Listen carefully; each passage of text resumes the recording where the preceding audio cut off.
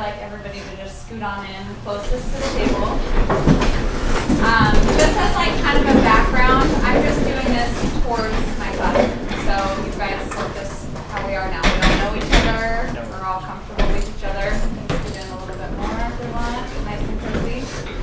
So to start off, if anybody would like a sample today, I have the Ethiopia, which is coming from coffee's birthplace today. I brought cups for everyone. So would you like to partake? Sample, Jesse? Or no? Yes? Guys, can you feel free to come up and grab a cup if you'd like to try.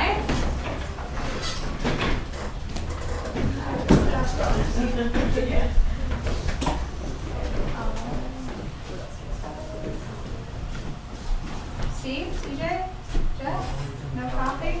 Not even if it's free. Even if it's free, okay.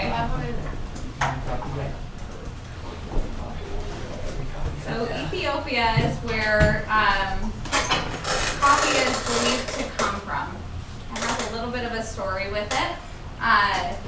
It is supposedly an old sheep herder had noticed his flock of sheep getting really energetic and not sleeping well at night, and he couldn't figure out why. So he noticed during the day that they were going over and eating these little cherries off of this bush. I had no idea what it was. And so he thought, well, if it's making my sheep react, I want to see what it does to me. So he went over there, picked a couple of these little red cherries off of there, and he became in a caffeine frenzy. So that is where coffee came from. It came from Ethiopia, and it grew from there. So within 6 years of the first coffee shop opening in Italy, 6 years after that, it came to New York, and that's where coffee had started.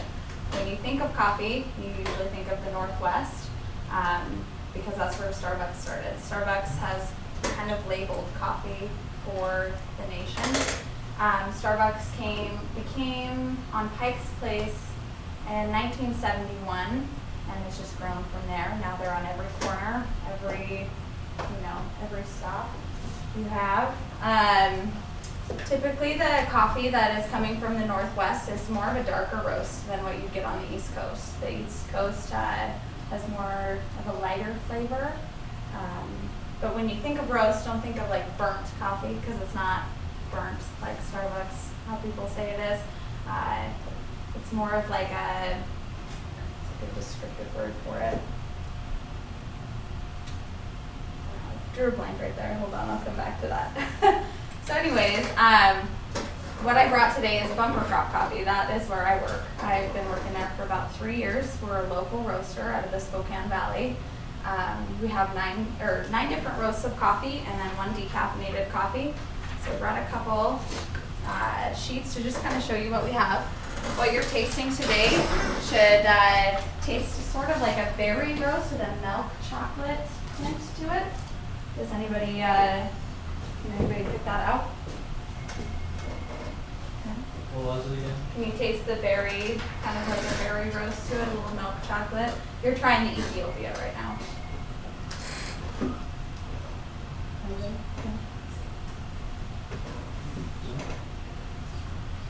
So these coffees, as it's labeled underneath the microcosm blend, come from Central America, El Salvador, Costa Rica, South America, Africa, and then they're imported here, and then that's where we do our magic. When you get the bean, it's a green coffee bean, and then we roast it, and it brings out the flavor, the color, it expands the bean, the size, everything. Let's see. So, I have a question for everybody. What do you do at home? Do you drink coffee at home? Yes? Coffee at home? Coffee at home? No? Not for you? Yes? How do you make your coffee? You do it at home? French press? French press. French press. Anybody have like a drip coffee pot that they do at home? All this? So typically, people use like a coffee pot, French press, quick, easy way. But today I kind of wanted to go over just showing you how to use a pour over. So a pour over, it's a ceramic cone that looks like this that you can put on top of the cup. Has a paper filter, just like you have in your coffee pot at home. And you'll need a tea kettle or a way of boiling water. The first steps to using a pour over, I'm going to use the same Ethiopia coffee. You'll need to preheat your filter and your mug. So I'm just going to do it in my little bucket here. You can't see very well, so I don't make a mess. But just take your boiling water, preheat your filter and your cup. And then I've already done this just because I didn't have time to bring a grinder in today. But you'll take 15 to 16 grams of coffee, finely ground. Weigh that out on your scale. And then once you've got that and your cup all preheated, take your coffee grounds, pour it directly in the center. You don't see it, but that's kind of what it looks like. When you make a little volcano with your coffee grounds, stick your finger right in the center. Let it sit there. And then when you pour your water, you'll pour it right down the middle. Let it gas a little bit, so just pour a splash in there. And then you'll begin to pour. It's 10 ounces or 250 milliliters of water down the center of this. So if you have a scale, it's really handy. If not, a 10-ounce mug works just fine for a good eyeball.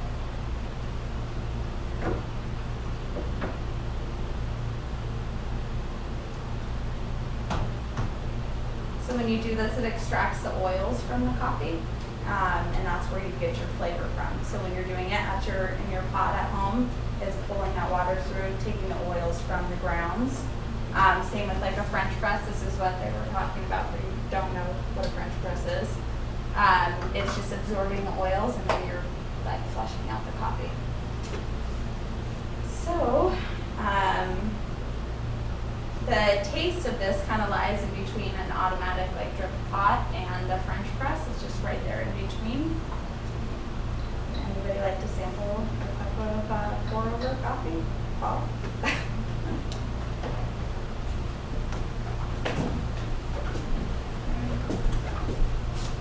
Does anybody have any questions for me about where coffee comes from? How it started? Dallas?